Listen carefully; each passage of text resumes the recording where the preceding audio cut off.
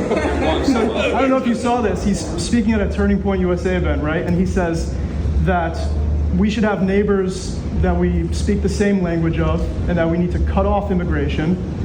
And Trump at the same time, right? He's signing these executive orders saying, if you're anti-America, anti-Christian, if you're Antifa, right, you're a domestic terrorist. What can we do in California to, further keep people safe and make sure that not just immigrants, but everybody here is not going to disappear because of this administration? It's a hell of a statement from the Vice President of the United States of America, who, by the way, and I won't forget, ever, called Senator Alex Padilla, Jose Padilla. He served with Senator Padilla, the senior senator from California. He served with him. He knows his name is Alex. Call him Jose, Vice President of the United States. So we just have to be clear. I appreciate this notion of, we're putting a mirror up to this administration, taking on Vance, taking on Trump, the absurdity of all of this cosplaying, it's memes that these guys are advancing to try to show not only just the absurdity of it, but how it's part of their strategy of distraction. And I think it goes to your question. We can't get distracted. And look, I'm proud we were part of that decision, one of the 2 lawsuits on SNAP.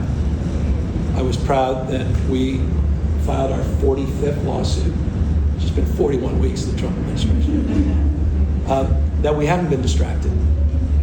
Despite what we're trying to do in terms of communication, narrative matters.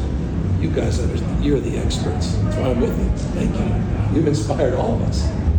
I think we're just finally waking up to this. Trump is an extraordinary communicator. He floods the zone. He dominates the narrative 24/7. We're still working through the old playbook. The rules have changed. So if things change, we have to change. And communication matters. Flooding the zone, I think getting on the field, sort of controlling that narrative, pushing back on those kinds of comments and what JD Vance is trying to do, and trying to sort of inspire people in the process and organize. And look, something big is happening. I wasn't just saying that lightly out there. If you guys were tuned in,